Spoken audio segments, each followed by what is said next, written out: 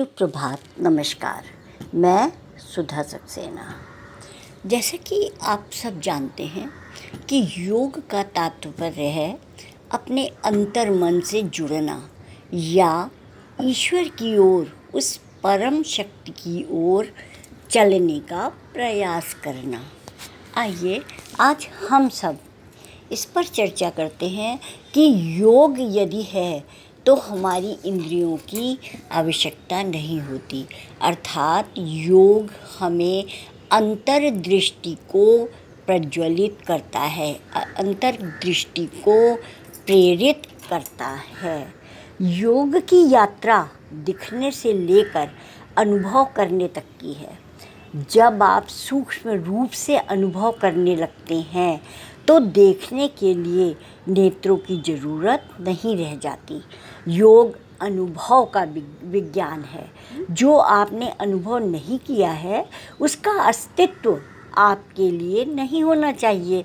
इसी तरह आप अपनी यात्रा शुरू करते हैं, अन्यथा यह आपके अहंकार को बढ़ावा देता है और आपको आगे अज्ञात या अधिकार में ले जाता है। किसी भी चीज़ को जानने के लिए सबसे पहले आपको अपने ज्ञान पर विराम लगाना होगा। जब तक आप ज्ञान को विराम नहीं देंगे आप कभी अनुभव नहीं कर पाएंगे, क्योंकि आपका मस्तिष्क 5 से 6% दक्षता पर ही कार्य करता है, जो आपकी 5 इंद्रियों के लिए पर्याप्त है। और अनुभव करने के लिए उन 5 इंद्रियों से ऊपर माने अंदर की ओर आंतरिक मन में हमें जाना पड़ता है। आपका सारा ज्ञान इन 5 इंद्रियों तक ही सीमित है। भौतिक ज्ञान 5 इंद्रियों से परे का कोई ज्ञान नहीं होता है। इस ज्ञान को विराम देना होगा, तब हम योग पद्धति पर जा सकते हैं। आयुर्वेद कहता है कि एक समय में केवल एक ही इंद्रिय सक्रिय होती है और इसीलिए आपको अपनी 5 इंद्रियों को बंद करना होगा। अपना मस्तिष्क बंद नहीं करना होगा, बात को समझिएगा। इंद्रियों को बंद करना होगा, मस्तिष्क को नहीं। आपको हमेशा प्रश्न पूछना चाहिए और उसका उत्तर अनुभव करने के द्वारा प्राप्त करना चाहिए कि सुने या लिखे गए ज्ञान से नहीं, क्योंकि ज्ञान केवल अहंकार को घोषित करता है।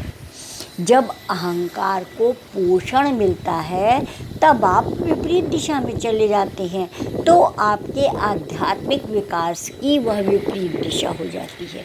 और इसीलिए इंद्रियों को हमें रोकना पड़ता है, इंद्रियों को नियंत्रित करना पड़ता है, तब हमें अंतर्मन का ज्ञान होता है।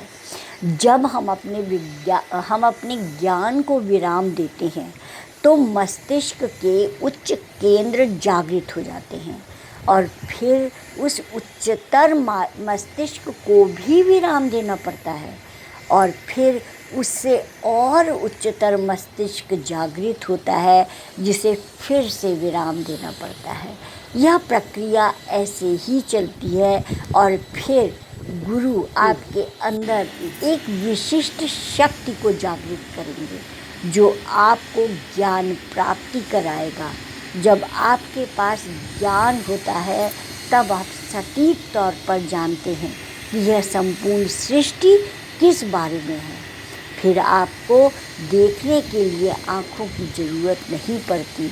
यह विषय विश्वास के बारे में नहीं है, अपितु रास्ते पर चलने के बारे में है। ज्ञान वह है जिसका आप अनुभव करते हैं।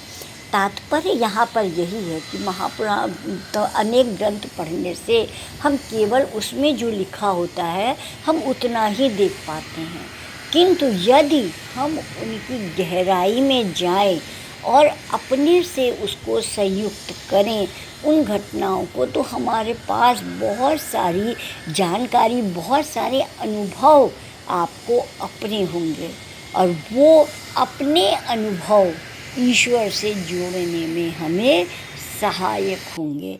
और इसी को योग कहते हैं।